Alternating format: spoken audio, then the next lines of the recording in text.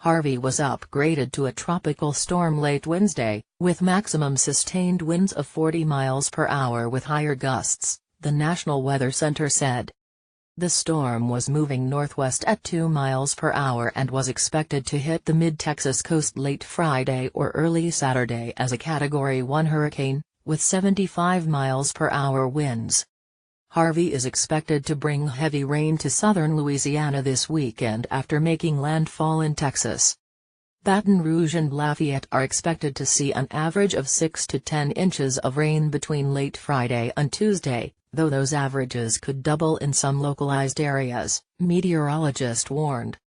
Forecasters said Harvey was expected to hit the south-central Texas coast, possibly as a Category 1 hurricane with 4 to 6 feet of storm surge, between late Friday and early Saturday, but is projected to move northeast toward Houston, Texas, and then slow down. Not seeing the video below? Click here. To view this page, ensure that Adobe Flash Player version 10.2.0 or greater is installed.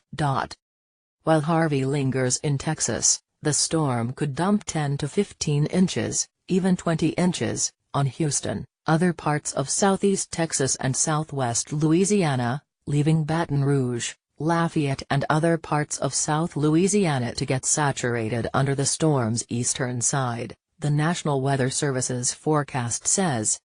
Alec Krautman, meteorologist with the National Weather Service's Baton Rouge/New Orleans office in Slidell, warned that if Harvey's feeder bands set up over the region, rainfall across central and eastern parts of Louisiana could be a lot higher than the 6 to 10 inch forecast averages. "We'll just have to see exactly where this path will take it," Krautman said. The National Hurricane Center also predicts at least some risk for tropical storm force winds, sustained winds greater than 39 miles per hour, across most of the rest of the state through the weekend. Last year's catastrophic flooding in August came from an unusual storm that was partly influenced by the tropics and partly by the kind of storm fronts that rake across the nation's midsection.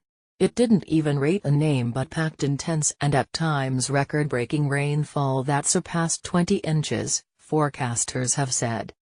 Harvey is more in line with typical tropical activity during hurricane season. After dissipating over the Caribbean and Yucatan Peninsula and being downgraded from a tropical storm to a tropical wave last weekend, Harvey reconstituted this week back into a tropical depression and continued to strengthen over the warm waters of the Gulf of Mexico. Forecasters waited Wednesday for winds to pick up so Harvey could be upgraded back to a tropical storm, while state and local officials said they were making preparations for the heavy rain and to react to possible flooding. The Governor's Office of Homeland Security and Emergency Preparedness set up a crisis team on Wednesday, and Gov. John Bell Edwards was expected to be in regular contact with the National Weather Service. Conference calls began among federal, state and parish officials Wednesday, and Edwards will meet with the Unified Command Group at GOSEP's Baton Rouge headquarters at 11 a.m. Thursday for more updates. Mindful that last year's storm and its severe flooding caught some off guard, officials also urge the public to start their own preparations and to watch for updates on the storm's progress. "We're hoping people understand. This is your warning for this event. There is going to be a lot of rain," said Mike Steele, spokesman for GOSEP. The governor's office has encouraged residents to go to getagameplan.org and download the Get a Game Plan app for storm preparedness tips. East Baton Rouge officials spent Wednesday in talks with leaders from the state, the city of New Orleans, nearby localities and the Red Cross, said Assistant Chief Administrative Officer Rowdy Godet. The mayor's Office of Homeland Security and Emergency Preparedness hasn't been activated, but staff are monitoring weather conditions and talking to their counterparts across Louisiana to determine how to conduct any evacuations that may be necessary. For Baton Rouge, that entails deciding how to move New Orleans area residents into the parish and provide housing without straining resources in the capital city, Godet said. The city parish has stockpiled sand and bags in 3 undisclosed locations. If necessary, They'll be shipped to various fire departments and parks so locals can safeguard their homes against floodwaters. Public Works employees recently have focused on clearing out drainage canals, Godet noted.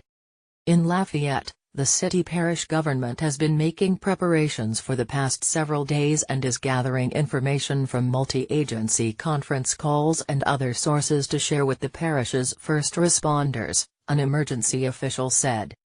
Craig Stansberry, director of the Lafayette Parish Office of Homeland Security and Emergency Preparedness, said the parish has high water v.